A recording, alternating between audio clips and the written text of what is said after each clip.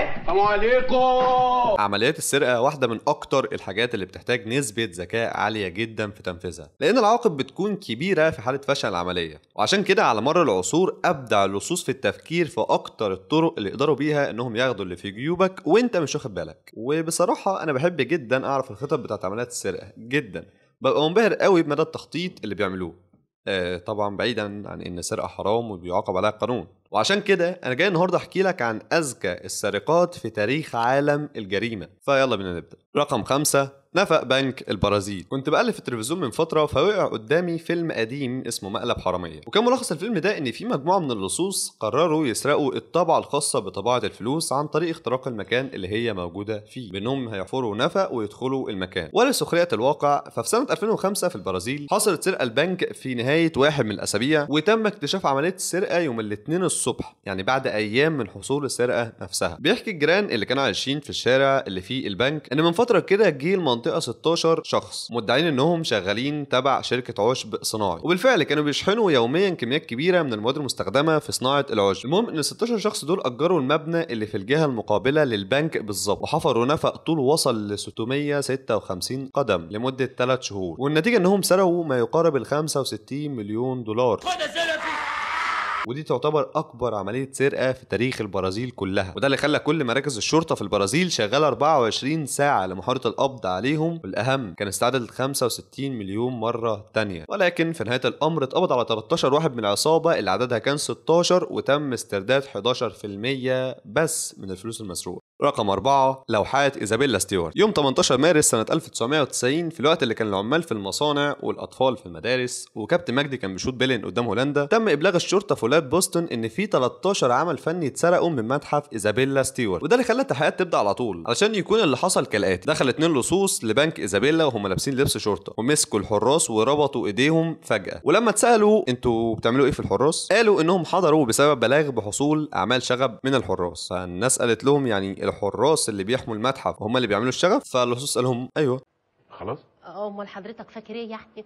فالناس قالت لهم شيء منطقي فعلا. طيب بالتوفيق يا شباب. والشباب ما قصروش وسرقوا 13 قطعه فنيه من المتحف ومشوا. وبيتقال ان الاعمال دي كانت لناس زي رامبرانت ومونيه وفيرمي، وما تسالنيش مين الناس دول عشان ما اعرفهمش بصراحه. صدقني انا لو اعرف اقول لك،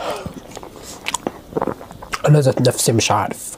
المهم ان المتحف وقتها عرض مكافأة قيمتها 10 مليون دولار للشخص اللي هيجمع معلومات تساعدهم في الوصول للحرامية دول، ودي تعتبر اكبر منحة تقدمها مؤسسة خاصة على الاطلاق. رقم 3، القطار الكبير. في واحدة من أجمل حلقات مسلسل بريكنج باد لما بيقرر والتر وايت وجيسي إنهم يسرقوا قطر بهدف استمرار الشغل بتاعهم، شدني جدا أشوف لو في الحقيقة حصل حاجة مشابهة زي كده ولا لا. وفي الحقيقة زي ما توقعت هو فعلا حصل حاجة زي كده. خلينا بس في البداية نفكر إن موضوع سرقة القطارات كانت ولا زالت تعتبر سهلة نسبيا مقارنة بالبنوك والبيوت اللي بتكون أكثر أمانا ومقفولة أكتر، على عكس القطر اللي بيبقى أغلب الوقت ماشي في الفراغ. المهم إن في يوم 8 أغسطس سنة 1963 وبالتحديد في المملكة المتحدة بيتعرض قطار رويال ميل اللي بدأ رحلته من جلاسكو متجه لمدينة لندن للسرقة على إيد عصابة مكونة من 15 شخص. وعلى قد ما عدد أفراد العصابة يوحي بأنها كانت عملية سطو مسلح، لكن على العكس تماما العملية نفسها حصلت من غير أسلحة نارية، وده رجع للتخطيط الدقيق جدا للعملية نفسها، بداية من وجود شخص جوه القطر نفسه كان بيزود أفراد العصابة بالمعلومات اللي هتساعدهم في السرقة، والشخص ده اتعرف باسم أولستر مان، واللي كان بيبلغ رئيس العصابة بروس رينولدز بكل المعلومات الضرورية. زائد كمان وجود فرد من افراد العصابه هو اصلا كان سواق قطر متقاعد، فكان زي لاعب الشطرنج كده اللي بيحرك افراد العصابه جوه القطر. وده الشيء اللي خلى العصابه تبدا العمليه بانهم ضربوا سواق القطر اللي بيسوق القطر نفسه اللي عليه الحاجه على دماغه، وبيقال كمان ان من شده الضربه دي السواق ما قدرش يرجع شغله مره تانية. افراد العصابه في وقت العمليه كانوا بينادوا بعض بالارقام، بمعنى انا رقم 1 انت رقم 5، علشان ما يتعرفش اسمائهم الحقيقيه. وبعد ما نجحت عمليه السطو على القطر استخبت العصابه في مزرعه ليزرز ليد، ولكن سرعان ما اكتشفت الشرطه مكانهم من خلال جمع الادله، واتحكم على رئيس العصابه بالسجن لمده 30 سنه.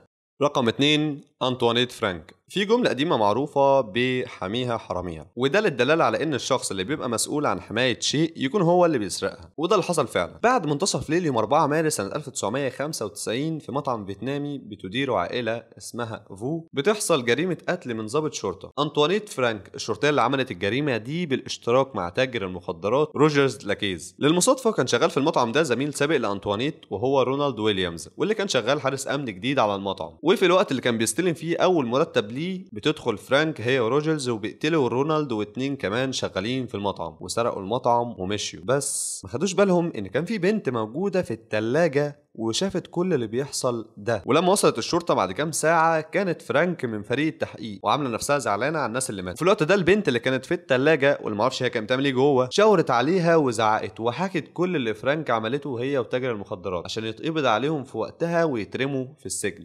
رقم 1، العربية فيها ديناميت. في الحقيقة القصة دي أجدها مضحكة وذكية في نفس الوقت، لك أن تتخيل كمان إنها تعتبر من أكبر عمليات السطو في تاريخ اليابان رغم بساطتها، وبتبدأ كالآتي. كان في 4 موظفين من فرع أحد البنوك اليابانية واللي كان اسمه نيهون شينكو شايلين معاهم مكافآت مالية لعمال شركة توشيبا. المهم هم في الطريق عشان يوصلوا المكافآت دي بيوقفهم ضابط شرطة راكب موتوسيكل وبيقول لهم وقفوا العربية بسرعة لأن العربية دي فيها ديناميت. وطبعا الموظفين من غير أي تفكير وقفوا العربية بسرعة ونزلوا منها علشان يجي ضابط الشرطة ويمثل إنه بيشوف مكان الديناميت في العربيه، وفجاه يزعق فيهم ويقول لهم ان الديناميت على وشك الانفجار. وهنا هرب الموظفين بسرعه من مكان العربيه وراحوا يستخبوا. في الوقت بقى اللي ركب فيه ضابط الشرطه العربيه ومشي وسط نظرات من الموظفين وهم مش مدركين ان اتنصب عليهم بالشكل ده. بيقال ان المبلغ المسروق كان 2.75 مليون دولار. وبعد شويه تحقيقات من الشرطه فشلت الشرطه في القبض على الراجل ده لحد النهارده. وبس كده عزيزي المشاهد لهذا الفيديو والمستمع لصوتي، على امل اللقاء في الفيديو اللي جاي ان شاء الله. سلام.